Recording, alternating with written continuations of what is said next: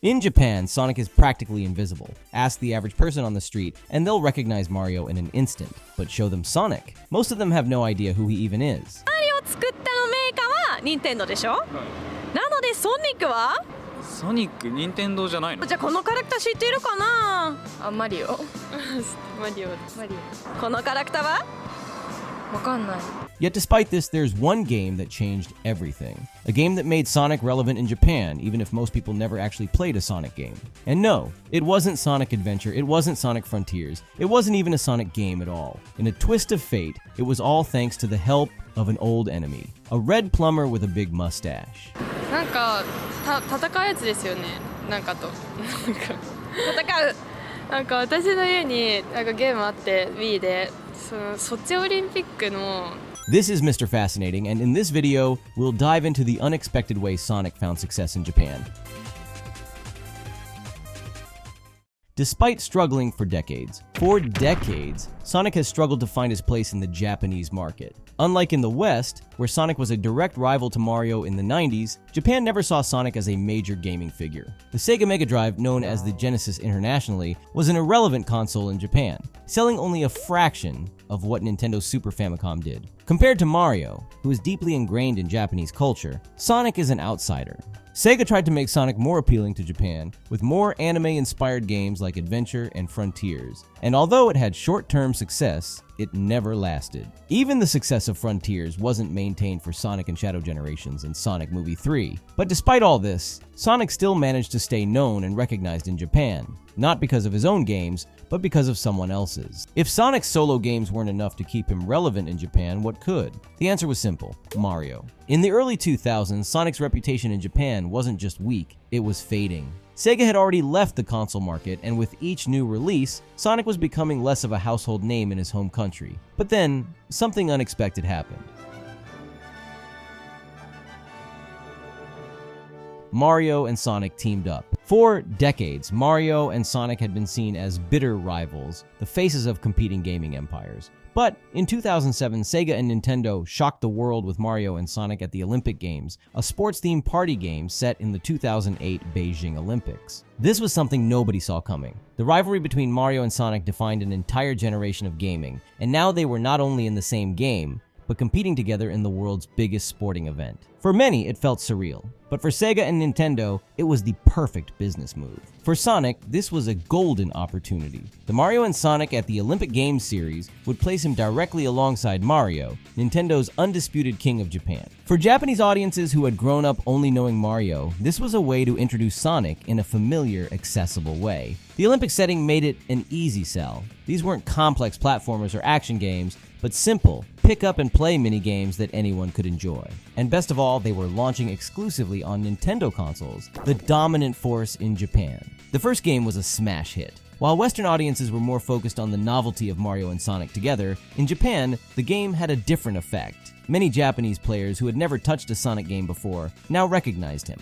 They saw him side by side with Mario, competing in races, swimming, and gymnastics. For young kids, Sonic wasn't just an obscure character from some old Sega console anymore. He was just as relevant as Mario. The Mario and Sonic series quickly became a staple of Nintendo's platforms, releasing new entries for every Olympic event. With each new release, Sonic's presence in Japan grew. His blue streak became a familiar sight on game store shelves, his name appearing alongside Mario in promotional campaigns. Sega had finally found a way to market Sonic to the Japanese public, not through his own games, but through Nintendo's. But perhaps the most important thing about the Mario and Sonic series was that it was accessible. While mainline Sonic games were hit or miss in Japan, the Olympic Games series was an easy, fun, and recognizable experience. It didn't require players to know Sonic's backstory or gameplay style. It just required them to pick their favorite character and start competing. And Sonic's newfound relevance in Japan was just starting. In 2008, Sonic broke another barrier. He joined Super Smash Bros. Brawl. For years, Sonic fans had begged Nintendo to put him in Smash, and when he was finally revealed, it became one of the most hyped moments in gaming history.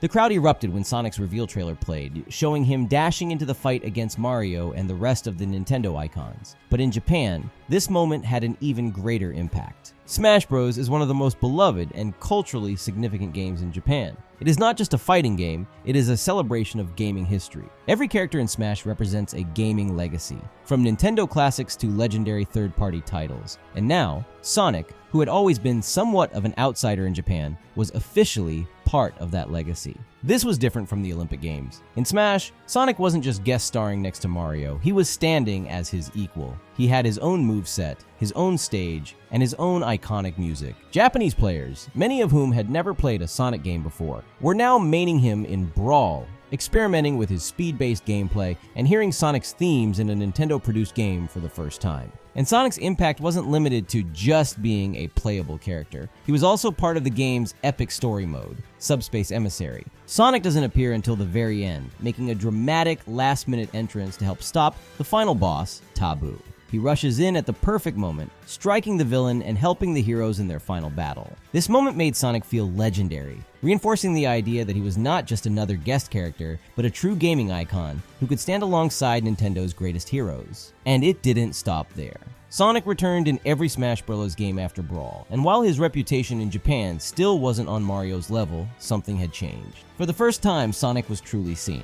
The once celebrated union of Mario and Sonic at the Olympic Games faced an unexpected and somber conclusion. In 2024, the International Olympic Committee chose not to renew its partnership with Nintendo and Sega. This decision stemmed from the IOC's desire to explore new ventures, including collaborations involving NFTs and esports, signaling a shift towards modern digital trends. This abrupt end left fans disheartened, as the series had become a cherished staple, blending the worlds of two iconic gaming mascots. The absence of Mario and Sonic from the Olympic Games marked the end of an era, leaving a void in the hearts of many. Simultaneously, Sonic's appearances in the Super Smash Bros. Series began to lose their luster. In Super Smash Bros. For Wii U and 3DS, while Sonic retained his speed and agility, his moveset saw minimal innovation, leading to criticisms about a lack of freshness. This trend continued in Super Smash Bros. Ultimate, where despite some adjustments, Sonic's character failed to receive significant updates, causing him to feel stagnant compared to other fighters. While other game franchises had multiple different characters as main fighters in Smash, Sonic had just Sonic.